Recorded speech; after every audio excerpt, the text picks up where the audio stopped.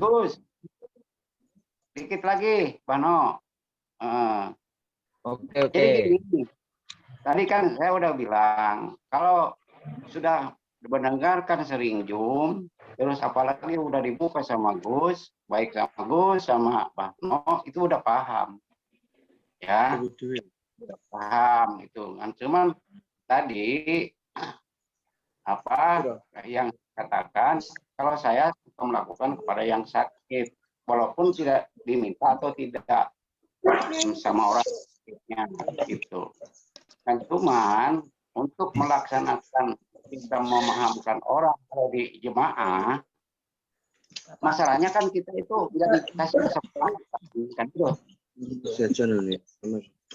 Nah, jadi kan kita itu paham pembicaraan orang, paham dalam arti, walaupun apalagi kalau keluar dari Al-Quran itu udah pinar lah, udah paham. Nah, terus sesuai dengan Al-Quran juga, orang itu yang saya dengar, itu yang saya lihat, artian menerangkan Al-Maidah opat-opat,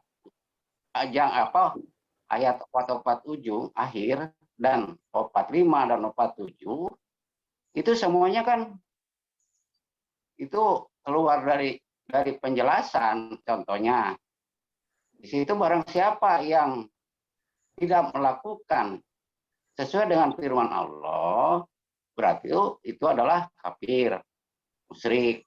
Ayat 45 bohong, gitu kan? Ayat 47 nggak gejelik dengan rel kereta kan gitu. Nah, walaupun kita tahu gitu artian, karena kita menariknya daripada ayat Al-Hijr ayat 87 sampai 99. Diterangkan dalam Al-Hijr ayat 87, dadamu itu poek, sempit karena ucapanmu. Nah, berarti kan belum bersih hatinya kan gitu. Nah, terus bertasbih lah. Lain artian bertasbih kudu ngepegang tasbih.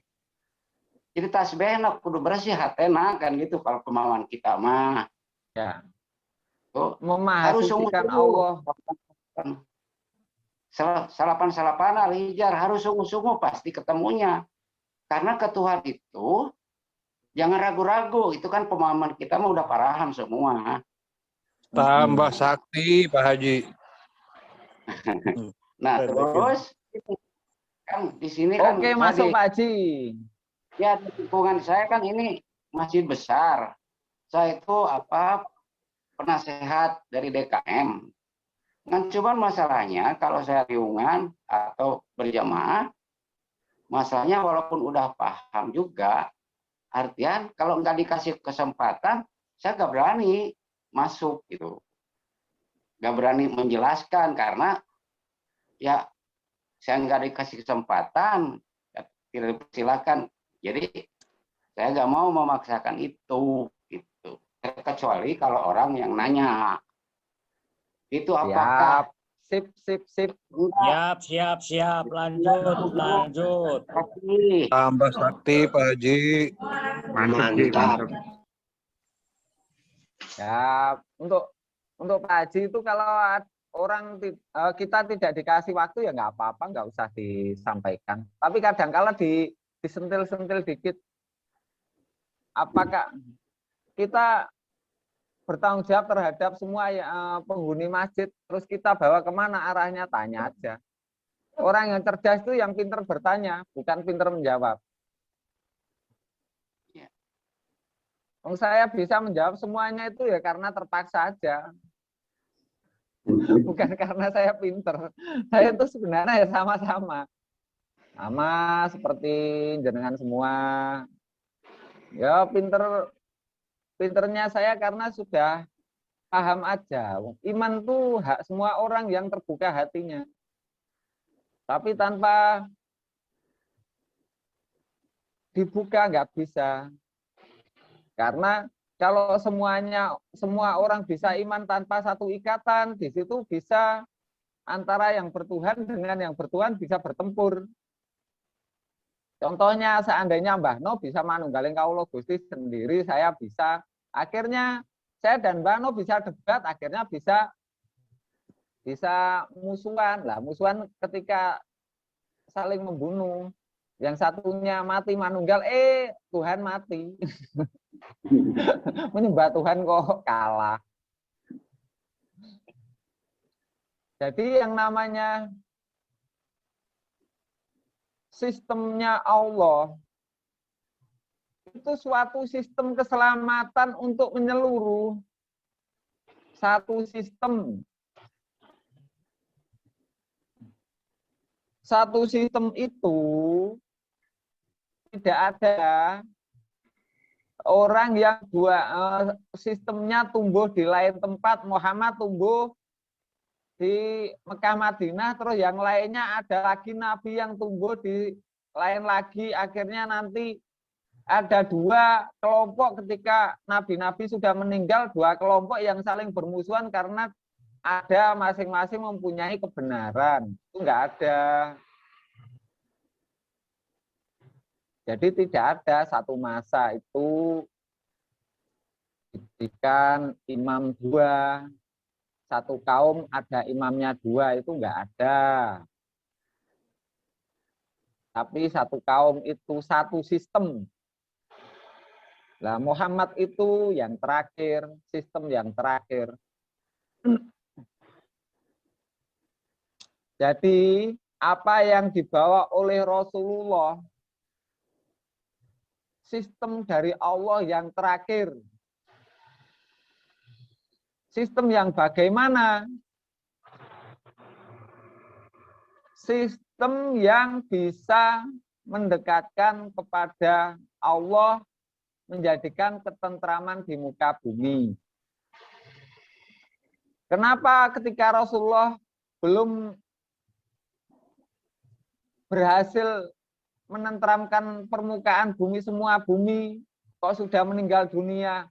Rasulullah itu hanya sebagai contoh. Lakot kana lakum fi Rasulillahi uswatun hasanah.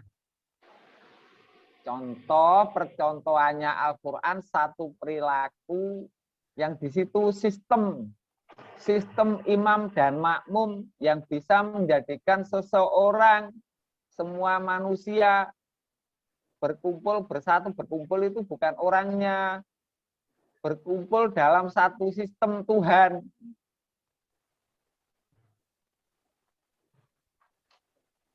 Rasulullah itu contoh perilaku Al-Quran. Kalau contoh, kalau Al-Qurannya udah selesai, aku cukupkan agamaku. Rasulullah bilang begitu, haji wada, haji yang terakhir. Setelah itu Rasulullah meninggal. Kenapa? Ya karena memang buat contoh saja, bukan sebagai pemersatu. Contoh pemersatu. Contoh dengan misalkan produksi tahu, contohnya seperti ini ya. Yang contoh itu ya satu, yang lainnya mencontoh. Nah, saya mencontoh juga. Mencontoh Rasulullah dengan perilakunya, dengan apa? Dengan ketauhidannya, dengan satu sistemnya. Apakah saya selalu benar? Tidak. Tapi bagaimana bila ada orang di luar kita yang iman, ya nggak apa-apa. Tapi ketika ketemu mesti ada salah satunya yang berbaiat. Ketika ada yang kelompok merasa benar, nggak apa-apa. Yang penting ketika saling bertemu, orang yang memang benar-benar tulus untuk bertujuan kepada Allah, dekat dengan Allah, ketika ketemu tidak terjadi peperangan, tapi saling berbaiat. Saling menyepakati untuk bersatu.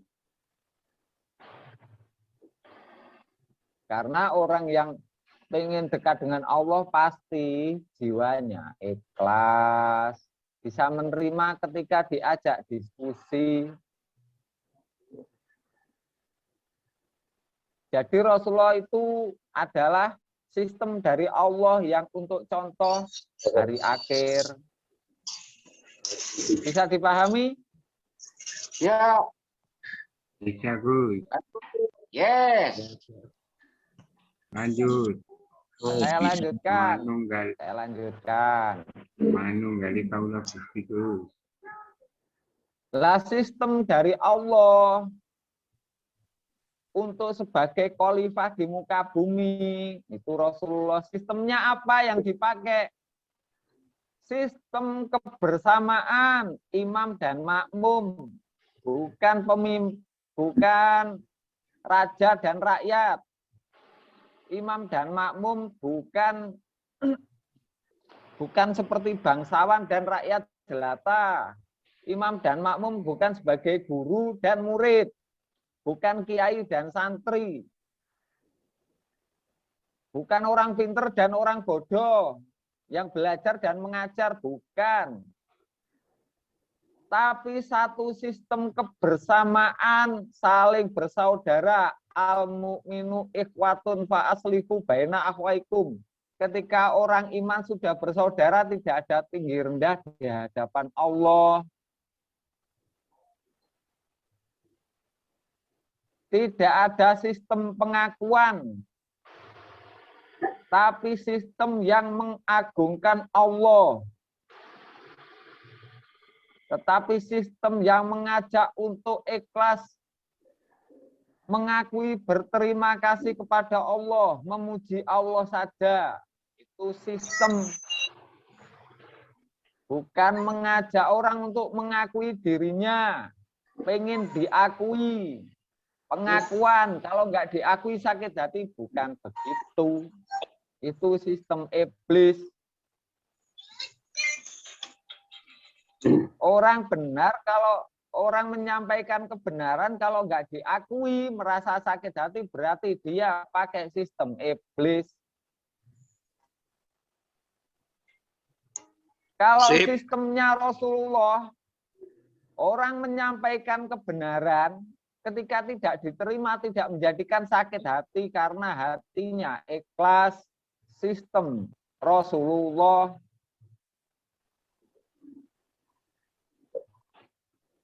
Kalau orang masih bisa sakit hati, berarti hatinya yang ada penyakit, bukan kesalahan makhluk.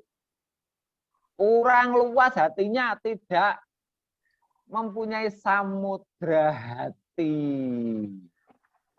Samudra hatinya kurang luas.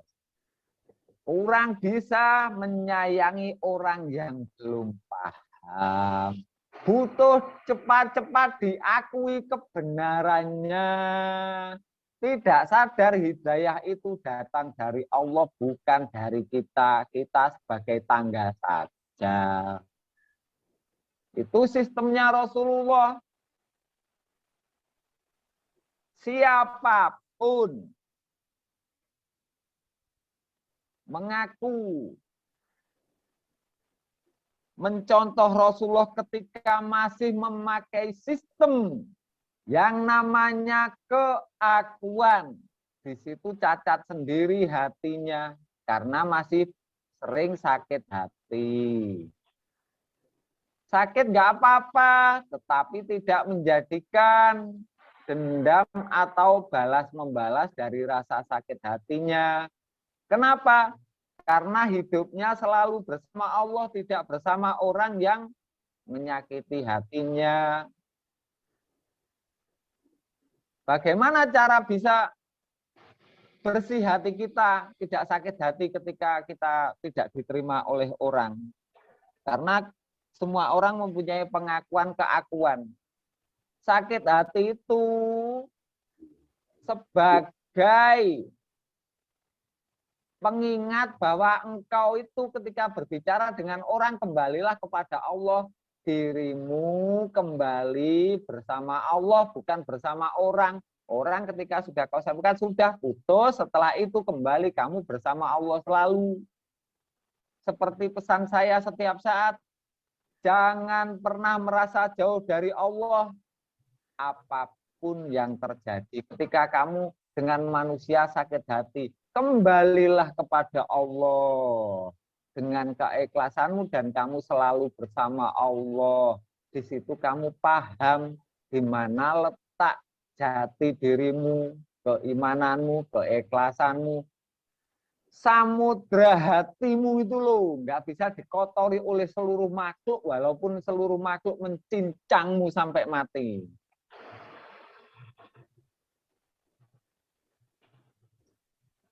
Itu sistemnya Rasulullah. Paham semuanya? Yes, paham Gus. Paham. Yes, paham good. Kalau Paham Gus, paham. Gus Nur paham. Gusnul. kalau Ya, sudah ikhlas, Gus. kita kalau itu kembali kepada iman itu pemberian. Nah, terus bukan upayaan makhluk. Kalau udah kita nepati karena ikhlas, udah paham banget. Terus, terima kasih. ya, siap. Nah, di situ kembali lagi ketika kita menyampaikan rasa sakit hati ketika ditolak, wajar. Tapi jangan dibawa ke dalam hatimu. Hatimu hanya wilayah Masjidil Haram. Apa? Masjidil Haram itu apa? Ya masjid itu, Baitullahmu itu. Kamu menghadap Allahnya bersama Allah selalu. Siapa yang masih suka sakit hati itu digerayangi hatinya sendiri-sendiri. Hidupnya dengan makhluk atau dengan Allah selalu. Ketika engkau masih sering sakit hati hidupmu, berarti kamu ada peringatan dari Allah bahwa kamu itu harusnya selalu hidup bersama Allah. Jasadmu, duniamu untuk makhluk, tapi hatimu hanya untuk Allah saja. Pisahkan. Hablum minallah dan hablum minannas itu harus jelas.